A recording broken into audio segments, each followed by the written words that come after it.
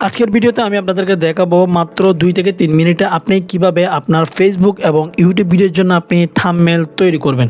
একটা থাম্বনেল তৈরি করতে কিন্তু অনেক সময় লাগে এবং একটা থাম্বনেল কিন্তু একটা ভিডিওর জন্য খুবই গুরুত্বপূর্ণ। আপনাকে অবশ্যই ধৈর্য সহকারে দেখবেন, তাহলে আপনি খুব সহজেই বুঝতে পারবেন।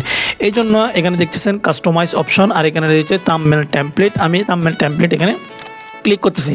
এখানে ক্লিক করার পরে এখানে কি দেখতেছেন ট্রেন্ডিং টেমপ্লেট। আপনি এখান থেকে চাইলে ট্রেন্ডিং অনেকগুলো টেমপ্লেট পাবেন। এখান থেকে চাইলে আপনি খুব সহজেই যে কোনো টেমপ্লেট আপনি ইউজ করতে পারবেন, অথবা আপনার ভিডিও যে ক্যাটাগরির হোক না কেন সব ক্যাটাগরির টেমপ্লেট কিন্তু এখানে রয়েছে। যেমন গেমস, আপনি যদি গেমস রিলেটেড ভিডিও যদি বানিয়ে থাকেন সেখানে অনেকগুলো টেমপ্লেট পাবেন। আপনি এখান থেকে আপনার মতো করে যে কোনো টেমপ্লেট আপনি ব্যবহার করতে পারবেন। ব্লগ ভিডিওর জন্য কিন্তু অনেকগুলো টেমপ্লেট আমরা এখানে দেখতে পাচ্ছি। এরপরে দেখতে পাচ্ছি এখানে দেখতেছেন এডুকেশন, এরপরে দেখতে পাচ্ছেন মিউজিক, এরপরে দেখতে পাচ্ছেন আপনার